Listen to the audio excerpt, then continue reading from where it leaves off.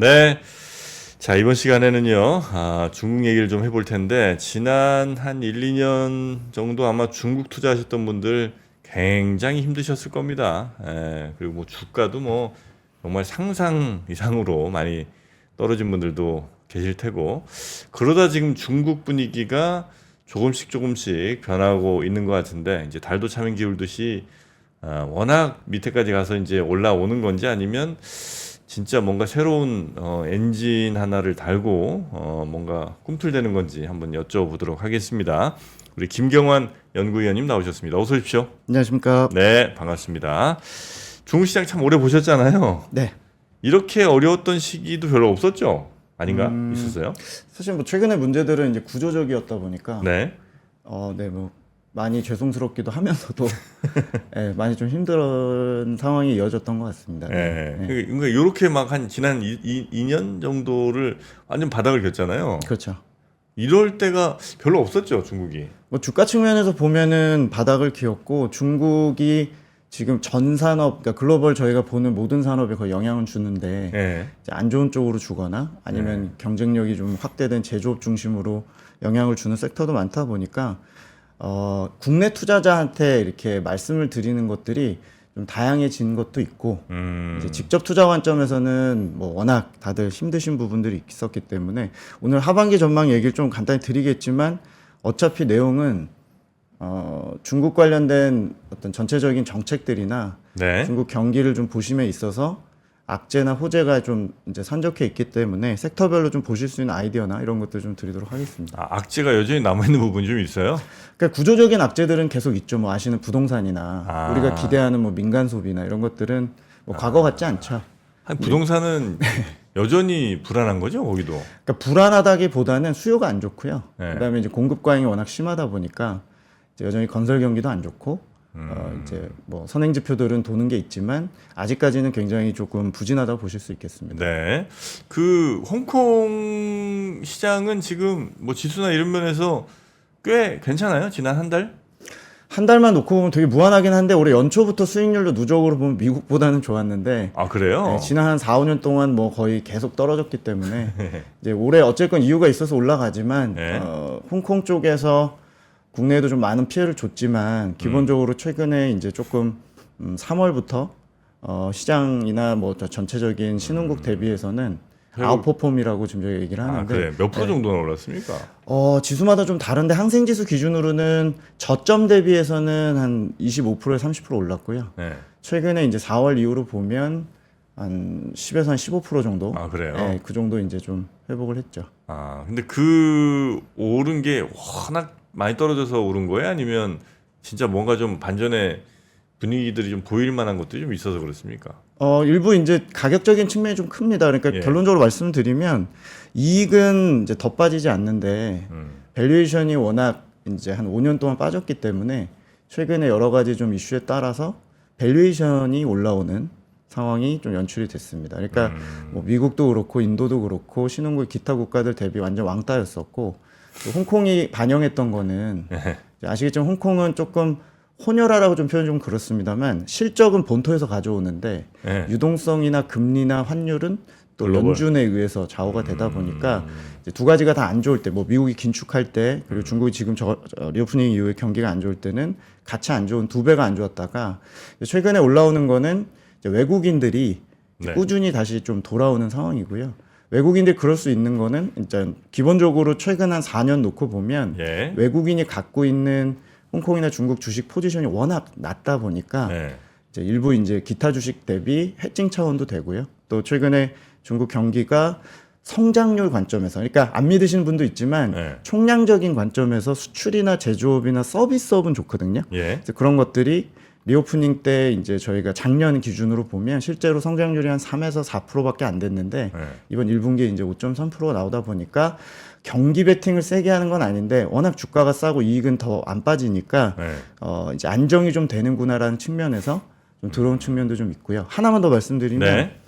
뭐 중국판 밸류업이라고 그러면 좀 무한하지만 중국도 나름대로 지금 주주환원 제도를 강화하고 있는 상황인데 뭐 중국 아시잖아요. 뭐 한다고 그러면 정부가 워낙 강하게 구속력을 가져가는데 네. 중국이 이제 작년 재작년에 유보 이익도 굉장히 많고 사실 기업들이 워낙 또 뭐 규제로 두드려 맞고 여러 가지로 이제 불황이다 보니까 투자를 안 하고 이제 남겨놓은 자금이 많은 상태에서 올해 중국이 자본시장을 좀 띄우려고 강제로 이제 배당이나 또 어떤 그 자사주 매각이나 이런 걸 좀 강요하기 시작한 게 1월부터입니다. 그래서 그런 것들이 중국의 에너지, 통신, 유틸리티, 은행 이런 이제 소위 말해 최근에 배당 이제 DPS 같은 게 올라가고 배당성이 높은 쪽을 자극하면서 지수가 아까 말씀하신 홍콩이나 이런 쪽도 대형 지수가 이제 대형주가 많다 보니까 네. 중국판 밸류업수에도 최근에 반영이 된 거고 본토가 이제 배당주가 먼저 연초부터 오르다 보니까 똑같은 거를 홍콩에 복사해 놨거든요. 그래서 그 복사한 주식들 즉 홍콩 H 같은 주식들이 배당주를 좀 따라가는 경향을 좀 갖고는 있습니다. 홍콩은 저 아직도 그 미국 달러랑 이렇게 연동돼 네, 있나요? 페그돼 있습니다. 예. 아, 그래요? 네, 네. 너무 기초적인 질문하시니까 제가 답변만 드리겠습니다. 홍콩 한번 가본 적이 없어갖고 제가. 네네. 아, 홍콩 안 예전에- 가보셨다고요? 홍콩 안 가봤어요. 네. 홍콩은 말로만 가봤지. 네네. 예, 알겠습니다. 진짜로 가본 적이 없어요. 네네네. 홍콩 자주 가셨어요? 아니 뭐 예전에 저희 뭐 그렇습니까? 요새 뭐 홍콩 많이 안 가시지만요. 네, 네네. 홍콩 많이 좋습니까? 홍콩은 뭐 과거 같진 않죠. 근데 뭐 옛날 같은 그런 정치는 없다 보니까. 네. 알겠습니다. 하여튼 뭐 그래서 이제 홍콩 증시는 연초 대비는 꽤 괜찮은 다른 나라들에 비해서도 역시 꽤 괜찮은 지수를 정도 보이고 있고 그게 워낙 가격적으로 이제 많이 떨어져서 매력이 좀 있었기도 했지만 하여튼 분위기도 좀 약간 반전되는 것들이 네. 좀 있는 것 같고요. 그러면 중국 결국은 이제 중국의 뭔가 경기가 살아나간 해야 이제 증시도 갈 거 아니에요. 뭐 너무 떨어져서 올라간 건 이제 뭐 너무 떨어져서 올라간 건 이제 한계가 있을 거고 중국 경기나 뭐 이런 것들은 예를 들어 내수 소비라든지 아니면 수출 이런 것들은 괜찮아요? 저희가 이제 하반기 전망 최근에 이제 발간하면서 예. 중국이 여전히 구조적으로 안고 있는 문제들이 있습니다. 예를 들면 지금 부동산 쪽이 어려워지고 또 부동산을 인위적으로 좀 벗어나겠다라는 그러니까 부동산 기반의 성장을 벗어나는 과정이 진행이 되면서 제조업이 좋아지고 제조업에 좀 목숨을 걸다 보니까 문제는 이제 부동산 쪽에 관련된 부분들이 여전히 총량이 크다 보니까 어렵고 그래서 구조적인 요인은 여전히 물가를 누르고 있고 네. 아마 중국 현지에 계신 분들은 여전히 경기 안 좋고 기존에 이제 알고 있던 수요는 여전히 회복이 좀 더딘 상태, 그러니까 완만한 상태고요.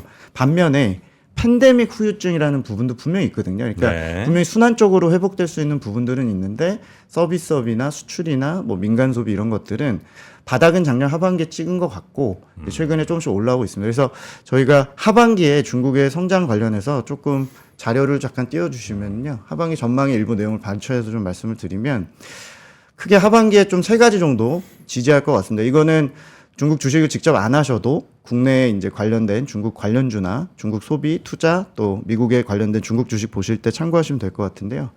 일단 세 가지 정도 하반기에 좀 경기 회복을 지지한 요인이 있을 것 같습니다. 일단 첫 번째는 부양책이 전략 후강 형태로 흘러갈 것 같습니다. 그러니까 올해 상반기에 전체적으로 네. 중국의 부양책이 재정 정책이 이제 핵심인데 상반기에 별로 집행을 안 했다는 부분이 있습니다. 하반기에 집행하겠다고 얘기를 좀 하고 있고요. 두 번째는 수출 경기가 하반기에 굉장히 강할 것 같습니다. 강하다는 의미는 뭐 과거같이 막 10에서 20%씩 성장하는 중국 수출은 아닙니다만 중국 수출이 작년에 물량 위주로 이제 회복이 되고 네. 수출 가격을 엄청나게 떨어뜨리는 형태, 즉 본인들의 뭐 내부적인 공급 과잉을 계속 밀어내거나 가격을 이제 다운시키는 요인들, 뭐 저희가 뭐 태양광, 배터리, 전기차 여러 분야에서 느끼고 계십니다만 수출 쪽이 올해 회복을 하는데 두 가지가 좀 다른 회복입니다. 그러니까 수출 가격이 바닥에서 이제 올라올 것 같고요. 그리고 중간재나 부품류의 수입이 느는 형태의 수출 회복일 것 같습니다. 한마디로 한국, 대한민국, 독일, 죄송합니다. 한국, 대한민국, 그리고 일본, 독일, 대만 같은 중간재 부품을 중국에 팔아서 이걸 임가공해서 중국에서 선진국으로 나갔던 수출이 되게 안 좋았었는데 네. 올해는 그런 임가공류의 수출이 바닥 징후를 보이고 있다. 그래서 수출이 하반기까지 중국 성장 엔진 중에 오랜만에 좀 견인할 것 같고요.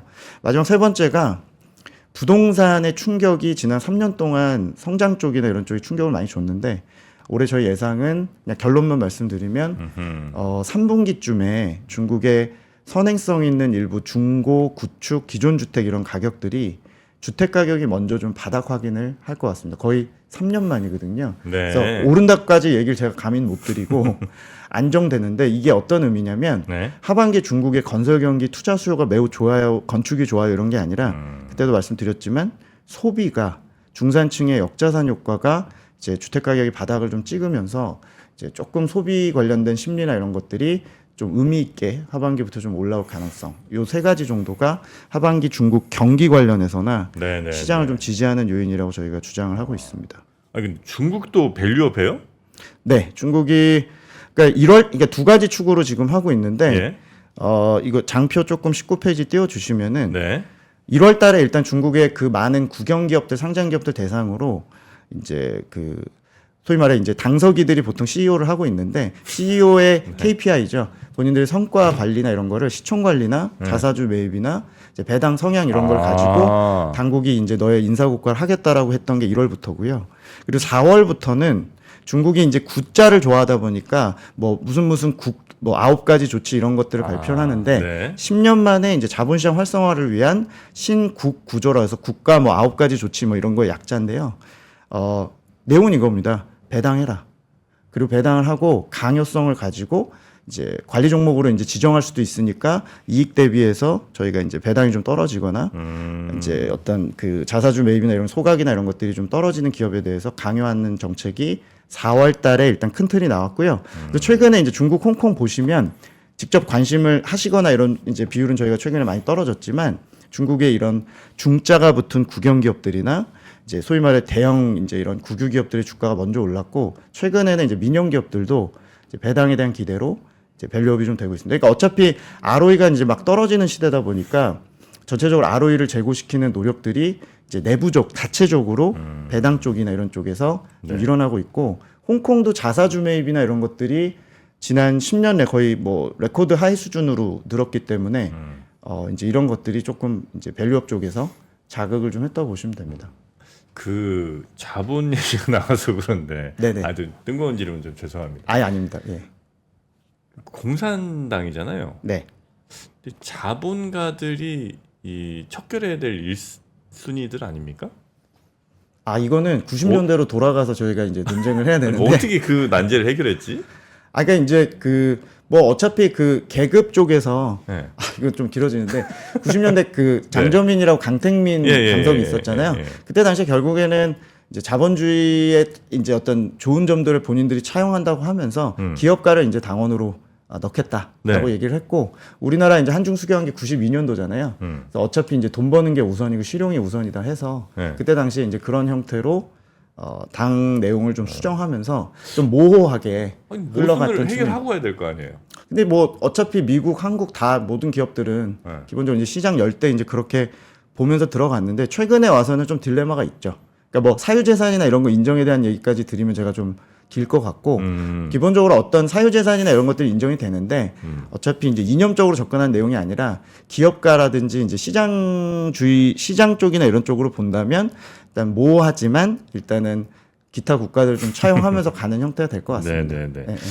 아, 이해가 잘 안 돼갖고 여튼 뭐 그렇게 이제 자본을 이제 많은 기업들이 이제 많은 주식 투자자들 주주들에게 이제 좀 나눠야 된다. 뭐 이런 것들을 이제 했군요. 그래서 밸류업 프로그램으로. 네네네. 그래서 자사주 매입 같은 것들도 이제 열심히 좀 하라고. 그래서 그거를 대부분 기업들의 CEO가 이제 당석이에요. 또 심지어. 네네. 그래서 그 사람들한테 지시를 내리고 네. 그렇게 해서 이제 평가를 니네 평가할 때 자사주 매입 얼마나 잘하는지 또 시총 얼마나 잘 올리는지를 보고 니네 평가하겠다. 그렇게 해서 이제 기업 가치를 좀 올리는 이런 시스템들을 이제 도입했다는 거군요. 네.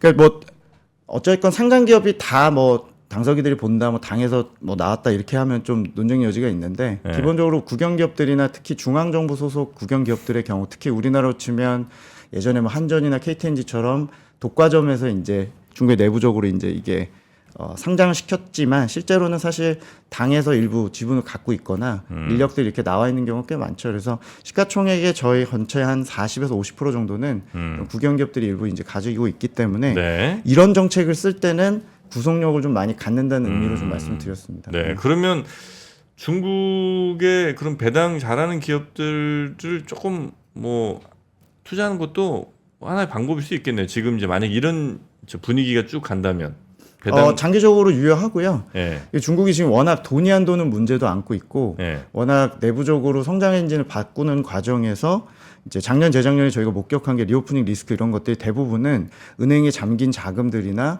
기업들의 이제 좀 소극적인 투자 행보 이런 것들 또 R&D 줄이고 캐펙스 줄이는 과정에서 일부 이제 유보된 현금이나 이런 것들이 많아서 정부가 이제 이런 것들을 좀 끄집어내고 네. 나름대로 이제 주택 가격은 빠졌지만 주식은 좀 띄우려는 의향을 갖고 있죠. 물론 이 모든 거는 단순히 이런 말로만 되거나 어떤 개정상의 어떤 그런 식으로는 어렵고요. 결국에는 상장 기업의 이익이나 이제 경기가 받쳐주는 측면도 좀 있어야 되는데 네. 이제 올해 환경은 뭐냐면 경기는 더 안 나빠지는 상황이고 이익이나 이런 것들은 산업마다 조금씩 이제 회복을 시작했지만 이제 안정되는 과정에서 유동성은 굉장히 시중에 많고 정부는 이런 쪽에 이제 기업들을 건드리는 정책을 쓰다 보니까 네. 그런 쪽에 베팅이 늘고요. 그래서 정부는 지적하신 대로 장기적으로 중국에 투자를 혹시 하신다면 기본적으로 중국의 이런 이제 배당이나 혹은 국영기업들 관련 지수들은 계속 나오고 있고 네. 또 개별 종목까지 뭐 이렇게 하시는 필요는 없겠습니다만 저희가 지금 중국의 배당주들이 대체로는 중국이 지금 전략 산업으로 밀고 있는 그런 이제 제조 기업들이나 중국의 이런 국영기업들 중에서 건축, 조선, 에너지, 석탄, 또 혹은 최근에 이제 중국이 구조조정을 끝낸 이런 정유라든지 이런 산업들이니까 국내하고 조금 대칭되는 경쟁 구도인 애들이 되게 많거든요. 네. 이제 그런 쪽도 중국 쪽에서는 좀 관심을 많이 갖고 있습니다. 자, 그럼 이제 하반기 보고서도 이제 내셨는데 그 하반기 보고서의 가장 핵심 내용은 뭡니까? 그러니까 좋다? 일단은 뭐 하반기가 상반기보다는 예. 구도가 나쁘지 않다. 그러니까 좀씩 회복 계속 한다라고 말씀을 드리는 거고요. 네. 이제 16페이지 잠깐 장표 좀 띄워서 제가 그냥 핵심만 그냥 결론만 말씀을 좀 드리면 네. 올해 중국의 문제는 1분기에 성장률이 5.3이 나왔지만 여전히 퀄리티라고 할 수 있는 가격적인 부분, 그러니까 명목 GDP나 이제 중국 물가 낮다는 얘기는 잘 알고 계시잖아요. 그래서 1분기 5.3이요? 네, 전년비 5.3%. 아, 전년비. 네네. 아. YOY로 저희가 5% 성장했는데 네네네. 성장률의 퀄리티라고 할 수 있는 부분이 이제 중국의 실적과 연동되는 그런 가격 반영한 GDP인 명목 GDP나 이제 중국의 CPI, PPI 같은 물가, 또 주택 가격 이런 것들 여전히 낮죠. 근데 하반기 저희가 갖고 있는 생각은 경기는 하단에서 안정이 되고 하반기에 이제 수출이나 재정 정책이 하반기에 좀 집중이 되면서 네. 일단 중국에서 가장 센 가격은 상품 가격이 계속 원자재나 상품 가격이 올해 고공행진을 할 것 같고 주가도 저희는 이제 아까 말씀드린 중국판 밸류업이나 이제 이익이 바닥을 찍는 과정에서 수급이 좋아지는 관점에서는 가격 신호로 볼 수 있는 주가도 하반기에 조금 더 여력이 있다고 보고요. 물가는 1분기에 바닥 확인은 했는데 네. 여전히 걸레 쥐어짜듯이 굉장히 좀 완만하게 오르고는 있습니다만 그래도 공급 과잉 압력은 1분기가 저점이 돼서 물가도 오히려 저희가 하반기 가격 신호로 회복으로 보고요. 그 물가가 네. 바닥을 확인했다는 거는 이제 더 안 떨어진다는 거죠. 아, 네네네. 지금 얼마나 떨어진 상태예요? 그러니까 뭐 CPI, PPI가 다른데 중국은 미국처럼 CPI 보시는 것보다는 제조업 공장이니까 네네네네. PPI를 먼저 출고 가격을 보셔야 되는데 PPI는 마이너스입니다 아직. 근데 계속 마이너스 폭을 줄이고 있고 마이너스 그래요? 2% 정도. 예. 그리고 CPI는 이제 전체적으로 1% 이내에 있죠. 아직 그래요? 네네네. 근데 이제 그 절대 레벨을 보시면 안 되고 네. 중국은 이제 워낙 지금 본인들 주장은 공급 과잉이 너무 심하고 네. 이제 나름대로 수요가 워낙 완만하게 회복을 하다 보니까 네. 전월비나 혹은 이제 어떻게 이제 시장 대비 올라오느냐 중요한데 하반기쯤에 저희가 이제 CPI는 1%대 정도 회복할 거라고 좀 판단을 갖고 있습니다. 1%가 회복하는 게 1%예요? 네네네. 그러니까 표면적으로 보면 몇 년 전에 저희 일본 보듯이 예, 제가 쥐어짠다 말씀드리는 게 그러니까 중국이 내부의 어떤 그 캐파 생산 능력의 총량이 너무 크다 보니까 너무 큰데 옛날같이 소비도 플렉스하지 않고 또 부동산도 옛날 같은 수요가 아니다 보니까 공급 과잉이 쉽게 생깁니다. 그 공급 과잉을 우리가 밖으로 밀어내서 뭐 느끼고 계시잖아요. 지금 모든 산업에서 저희가 중국 제품 빼고 지금 논쟁을 못 하다 보니까 그런 쪽이 중요합니다. 근데 중국 물가가 왜 올라야 되냐면 왜 그 컨디션을 보셔야 되냐면 네. 그나마라도 이렇게 오르는 것 자체가 밀어내기 압력이 줄어드는지 우리가 경쟁하는 산업 쪽에서 당연히 타격이 있는지를 보시는 측면이기 때문에 올해 하반기에도 중국 물가는 네네네. 매우 완만하게 바닥에서 이제 계속 오를 거라고 좀 생각을 갖고 그 있고요. 정도로 네. PPI 떨어지고 막 그 소비자 좀 물가도 이렇게 막 안 오르고 이러면 기업들 좀 상당수가 원래 이렇게 마진이 높지 않아요. 그러다가 이제 네. 못 버티는 회사들이 많이 나와야 되는 거 아니에요? 그래서 구조조정 좀 되고. 그렇죠. 상장사 제외한 나머지 이제 이런 중소기업들은 네, 도대체 이 마진을 어떻게 사냐 싶을 정도로 네. 이제 그렇게 돼 있고, 최근 4년 동안 중국이 캐펙스가 많이 공급 과잉이 된 쪽은 네. 아시는 배터리, 태양광, 또 중국의 이런 공산품, 경공업 이런 쪽이 많은데 이쪽은 구조조정이 하반기에도 계속 진행이 될 겁니다. 물론 이제 속도의 문제지만 네. 그러니까 중국이 굉장히 시장화돼서 빨리빨리 조정이 되면 좋겠지만 네. 특정 산업은 정부가 여전히 밀어주면서도 구조조정을 유도하던 애매한 스탠스다 보니까 우리가 원하는 섹터는 중국의 뭐 배터리, 태양광 막 이런 것들이잖아요. 근데 사실은 그 속도는 전방 제조업은 내년까지 계속 진행이 될 것 같고, 수출이 좋아질 때 중국은 생산자 물가 PPI가 이제 오르기 때문에 네.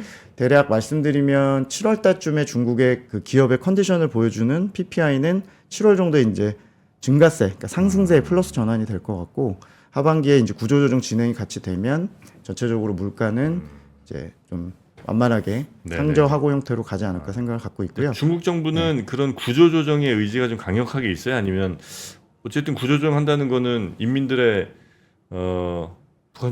중국 주민들의 좀 불만이 커질 거 아니에요. 뭐 회사들 망하고 뭐 일자리 사라지고 뭐 이렇게 되면 불만은 이미 뭐 많이 클 것 같고, 이미 근데 이제 산업 구조조정이나 이런 것들은 본인들 계도하는 방향이 제조업과 수출에 이제 거의 중점을 두겠다고 하고 있기 때문에 당분간 일부 고용이 나빠지거나 생기는 부작용에 대해서는 시간을 가지고 감내하겠다라는 스탠스인 것 같아요. 그게 더 무섭죠. 구조조정을 빨리 하고 빅베스가 일어나는 구조가 아니다 보니까 네. 산업 구조조정은 우리가 생각하는, 우리의 눈으로 보는 중국보다는 훨씬 더 더딜 겁니다. 그래서 이 과정에서 누가 더 오래 버티느냐인데, 사실 수출이나 제조업 쪽에서 보면 중국의 전략 산업이 우리랑 완전히 충돌하기 때문에 뭐 대만, 한국, 일본 모두 다 충돌하는 관점에서, 그래서 뭐 사실 오늘 아침에도 계속 미국 쪽에서 뭐 중국 쪽 그 반도체, 배터리 뭐 제재한다고 계속 얘기합니다만, 결국에 막아주거나 그런 게 아니라면 사실 중국 쪽의 그런 제조업 쪽의 어떤 가격 위주의 이제 전략이나 밀어붙임에 대해서는 저희가 이제 경계하는 쪽에서 봐야 되고요. 수요는 저희 같은 사람이 이제 물가라든지 부동산 경기 말씀드리면서 체크를 좀 계속 해드려야 될 것 같습니다. 네. 자, 그렇게 해서 중국의 구조조정이 아마 하반기 혹은 뭐 그 이후까지 좀 이어질 가능성이 좀 높고, 특히 이제 수출 기업에 그게 좀 집중될 거란 말씀이신 거죠? 네, 그러니까 구조조정은 이제 신용은 할 텐데 전체적으로 이제 그러니까 수요하고 공급이 더 나빠지지 않는 차원에서 공급은 조금씩 줄고 수요는 역시 조금씩 회복하는 과정에서 물가라는 게 결국에 맞춰지는 균형점이니까 네. 하반기에도 이 수급은 조금 나아지는 경기로 저희가 판단할 수 있을 것 같습니다. 천천히, 그러면 그 말씀은 네. 막 빠른 네, 빠르지 않습니다. 거 아니고 네. 이제 천천히 갈 거다. 네. 예전에 뭐 철강이나 석탄 기업들 막 이렇게 구조조정 하듯이 스크랩 하듯이 그렇게 네. 급진적인 정책을 쓰진 않을 거고요. 다만 저부가 태양광, 또 저부가 배터리, 또 프로젝트 제한, 또 대출 쪽도 너무 무리해서 이제 못 주는 상황이다 보니까 우리가 알고 있는 그런 중국의 중간재나 부품 산업에 대해서 정부가 이제 억제는 시작은 하지만 네. 하반기에 너무 속도에 대해서 큰 기대는 하시면 안 될 것 같고요. 네. 오히려 수요하고 공급이 양쪽에서 타이트해짐에 대해서 혹은 디플레이션 압력이 완화됨에 대해서 좀 말씀을 제가 드릴 거라고 보여집니다. 네네. 근데 중국은 뭐 안에서 문제는 그렇게 해결한다고 치더라도 미국이 지금 계속해서 막 대선 앞두고 뭐 네, 철강도 네. 이미 때렸고 네. 그다음에 뭐 전기차 뭐 하여튼 전방위적으로 압박을 더 강하게 하고 있잖아요. 네. 이거 중국은 어떻게 뭐 해결할 수 있다는 어떤 뭐 전략이든 아니면 뭐 어디 탈출구가 좀 있나요? 그 앞서 말씀드린 대로 중국은 제조업하고 수출에 대해서 이제 놓지 않겠다라는 거 결국 계속 장기적인 출사표를 던진 셈이고, 본인들은 원하는 방향으로 가기보다는 계속 이제 대응하겠다라는 쪽이라서, 요거는 7월 달에 중국이 삼중전회라고 당대회가 열려요. 네. 그 당대회 때 제가 업데이트 꼭 드리겠지만 그게 이제 장기적인 출사표 같은 내용들이 담길 거고, 그러니까 어떤 산업을 키울 거고, 우린 대놓고 이제 보조금 주지 말라고 하니까 대출이나 어느 쪽에 계속 집중할 거고, 그 네. 얘기가 장기 플랜이 나오니까 말씀드릴 거고요. 아마 하반기는 일단 이제 미국 차기 지도부 등장 전까지는 어쨌건 본인들이 중간재 수출 비중이 올라가고 계속 가격을 이제 바닥으로 떨어뜨린 상황이다 보니까 네. 통상 마찰은 격화될 수밖에 없고 유럽보다는 당연히 미국 쪽의 제재가 계속 강화될 것 같습니다. 일단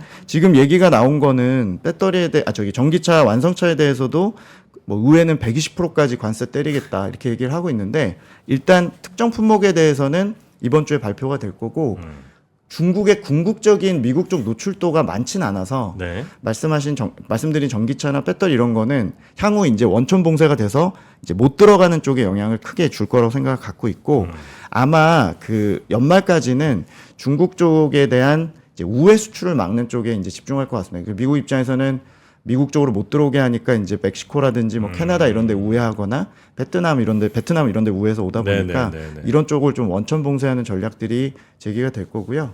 중국의 대응은 당대 때 말씀을 드릴 거지만 전체적으로 일단 올해 하반기에 중국 수출 회복하는 데 있어서는 심대한 타격은 전혀 아닌데 네. 이제 중국 입장에서도 이제 일단 뭐 막을 수 없는 부분이다 보니까 이제 차기 지도부 지켜보면서 누구도 이제 신뢰하진 않는 상태에서 네네. 가격 쪽이나 이런 쪽에서 정부의 전략이 7월에 좀 공개가 될 것 같습니다. 네. 그럼 이제 중국을 이제 중국에 상처 많이 받으신 분들 다시는 중국 안 보겠다는 분들도 뭐 계시겠습니다만 또 중국 이 정도 가격이면 나 한번 해볼 만한데라는 생각을 하신 분들 있을 텐데 어느 섹터로 접근하는 게 그래도 더 좋을 거라고 보시는지.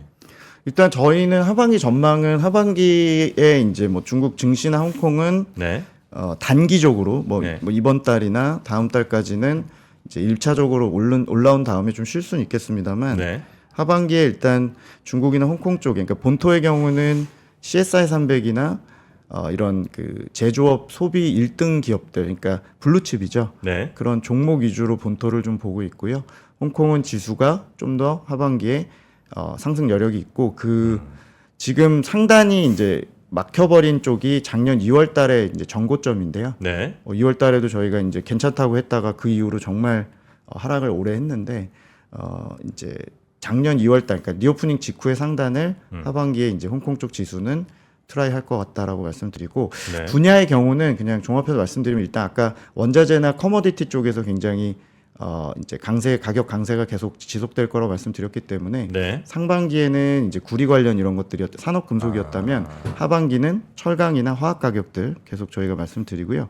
소비주들 중국 쪽에서 그러니까 설사 중국 주식이 아니더라도 중국 쪽에 내수에 노출도가 있는 국내나 해외 쪽 소비주의 경우는 7월 전에 저희가 이제 주택 가격 저점에 대한 이제 가능성을 좀 말씀을 드릴 건데요. 네. 이제 다음번 저희가 나와서 주택 가격 얘기를 좀 혹시 업데이트 드리면 주택 가격이 저점 신호를 좀 보인다라는 징후가 나오면 중국의 범소비재들 특히 내구재 쪽 혹은 네. 재화 소비 관련해서 중국에서 이제 물건을 팔고 있는 기업들을 좀 주목하실 필요가 있을 것 같습니다. 네. 근데 이제 그런 모든 소비나 경제에 돌아가는 내수에 있어서 제일 중요한 게 사람들의 소득이 이제 받쳐줘야 되는 거잖아요. 그렇죠. 네. 예, 근데 중국의 지금 직장인들이든 혹은 뭐 많은 사람들의 소득은 괜찮습니까? 그러니까 아까 말씀드린 게 역자산 효과가 제일 컸던 것 같아요. 그러니까 중국이 예. 예전 같은 소비를 안 하는 건 일부 패턴 변화도 있지만 예. 부동산이라는 한 번도 크게 빠진 적이 없었던 이 자산이 본인들 포트의 60, 70%가 되는 쪽이 심대한 타격을 3년 동안 받다 보니까 재화 소비의 타격이 제일 컸던 것 같고요. 임금이나 소득 고용은 팬데믹 이전만큼의 회복은 아니지만 순환적으로는 지금 회복 중입니다. 그러니까 더 안 나빠지고 있는 쪽인데 문제는 주택 가격이 제일 큰 거죠. 그러니까 대차대조표 악화가 제일 구조적으로 컸던 거고 손익계산서 이런 것들은 분기별로 보면 네. 이미 바닥에서 좀 올라오고 있죠. 그래서 저희는 중국의 그런 소비 상황을 보려면 미국같이 정말 약간 정말 대단한 소비 국가가 아니다 보니까 이제 본인들이 갖고 있는 스탁이죠. 그러니까 본인들이 갖고 있는 이 어떤 그 자산들이 네. 얼마나 이제 덜 깨지느냐를 좀 말씀을 드려야 될 것 같고 하반기는 주식 쪽은 이제 가계 쪽에 소비에 좀 더 좋은 영향을 준다고 보고 주택 가격이 키인데 네. 저희는 이제 하단 예측을 좀 드리고 있기 때문에 주택 가격 쪽에서 나오는 신호가 중국 소비 관련된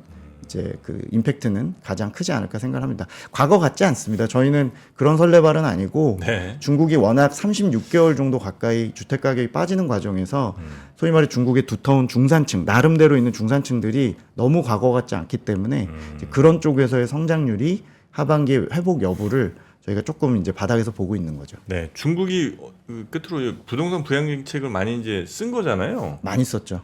쓴 거 대비 효과가 안 나와요? 아니면 쓴 거만큼 나오고 있는 겁니까? 잘 안 나오고 있습니다. 아, 쓴 거 대비도 네, 안 나와요? 금리도 낮고 뭐 LTV 이런 것도 올렸고 여러 가지로 했죠. 일단 관망이 제일 심하고요. 뭐 사람이 사라진 건 아니고 전체적으로 여력은 있는데 우리나라 저는 한 10년 전으로 항상 표현 드리거든요. 네. 가계 부채 여력도 아직은 있고 근데 돈이 안 돌고요. 관망 심리가 큽니다. 그러니까 오를 때만 사던 분들이다 보니까 하단일 때 짚는 거에 대해서 혹은 지금의 건설사가 망하고 공급자가 문제가 우리나라보다 훨씬 크다 보니까 네. 그런 쪽의 충격이 꽤나 오래 가고 있는 상태라서 이제 누적된 정책 효과는 있겠습니다만 네. 이제 뭐 오늘 제 시간관계에서 말씀 못 드렸지만 최근에 이제 그런 것들이 좀 반복되고 있고요.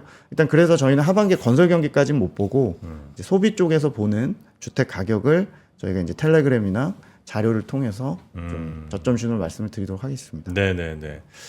자, 우리 김경환 팀장님 저 텔레그램은 어떻게 찾으면 돼요? 매번 뭐 저는 뭐 그냥 계속 업데이트 드리고 있는데요. 네. 그냥 하나 차이나라고 치시면 하나 차이나. 네네네 그렇게 저희 계속 꾸준히 업데이트 드리고 있습니다. 두 개 차이나 아니고 세 개 차이나 아니고 하나 차이 난다. 하나입니다. 하나. 네. 하나 차이나. 네. 텔레그램에서 검색하면 된다 이거죠? 네, 정보를 뭐 거기도 워낙 많이 알려드리다 보니까 네. 참고하시면 될 것 같습니다. 실시간으로 좀 궁금하신 분들은 그렇게 채널 추가하시면 아마 좋은 또 이야기들 들으실 수 있을 텐데 혹시 거기 뭐 저 사칭 계정은 있고 이런 건 아니죠? 네, 아닙니다. 예. 네, 저희 뭐 어차피 거시경제 전략이니까요. 네. 하긴 뭐 그렇겠네요. 네, 뭐 추천드릴 거는 그런 부분은 없습니다. 네. 자, 오늘 김경환 하나증권의 김경환 팀장님과 함께 중국 이야기 좀 여쭤봤고요. 하반기에는 지금보다 좀 달라지는 모습들을 기대할 수 있지 않을까 하는 생각을 또 해봅니다. 자, 오늘은 여기서 마무리하고요. 그러면 7월 3중전에 네. 그 전에 한번 또 다시 모시도록 하겠습니다. 고맙습니다. 알겠습니다. 감사합니다. 네. 박근영, 이선영, 서경인, 염승환 투자 마스터들의 세심한 케어로 건강한 투자 습관을 만드세요. 3프로 멤버십 3프로 앱에서 확인하세요.